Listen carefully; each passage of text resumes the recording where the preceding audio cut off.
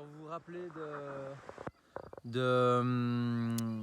du sol qui était complètement jaune comme ça, hein, sans matière organique, qui avait été travaillé par la pelleteuse.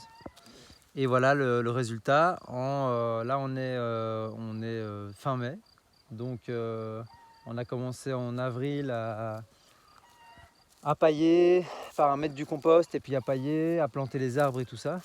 Et on a évidemment, en paillant, on sème, donc on a tout le blé qu'on voit ici qui pousse. Et entre le blé, on a plein de plantes sauvages qui arrivent, plus toutes des plantes cultivées que j'ai installées. Des œillets d'Inde, de la menthe, du Maroc. Alors ici, j'ai mis un compost par-dessus encore, mais c'est un mauvais compost qui vient du Smectum, donc c'est de la commune. C'est des composts qui sont faits sur dalles de béton et qui sont des tas énormes. Et donc en fait, il n'y a qu'un processus bactériologique. Donc en fait, c'est comme un engrais, quoi. Et du coup, moi j'en ai mis beaucoup.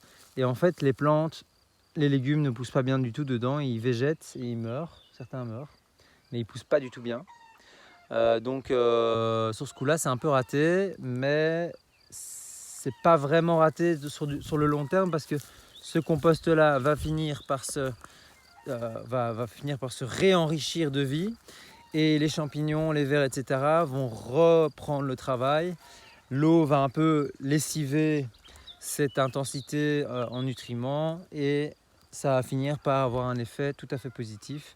Mais là, planter carrément dedans, là, c'était un peu audacieux de ma part. Voilà, encore toutes les boutures. Ici, c'est plutôt du saule, hein, super bien pris.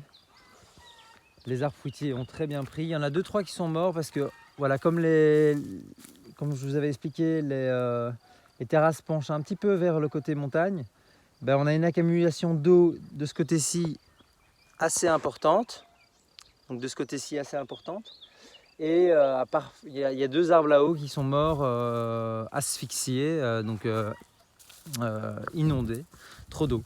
Donc en fait, de ce côté-ci, je vais plutôt planter des plantes annuelles ou vivaces, mais qui aiment beaucoup l'eau.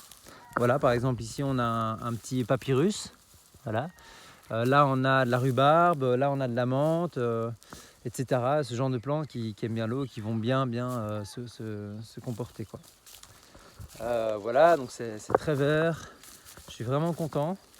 Alors quand je descends dans la plaine, évidemment, c'est beaucoup plus fertile et donc ça pousse beaucoup plus vite.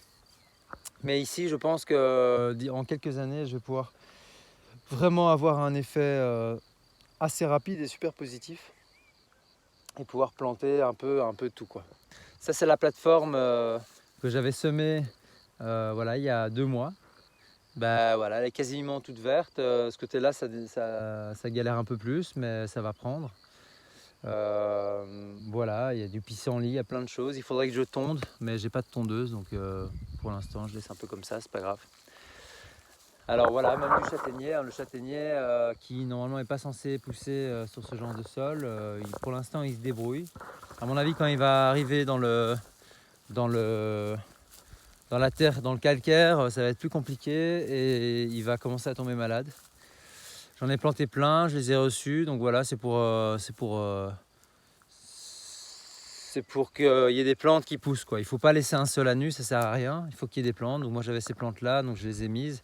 Mais probablement que tous ces beaux châtaigniers, hein, vont finir par pas être très bien. Peut-être que quelques-uns vont grandir suffisamment, mais je ne pense pas qu'ils donneront vraiment, quoi. Ce sera des arbres plutôt ornementaux, et je vais en garder sûrement 2-3 hein, qui deviendront plutôt beaux, mais ça ne sera pas pour de la production.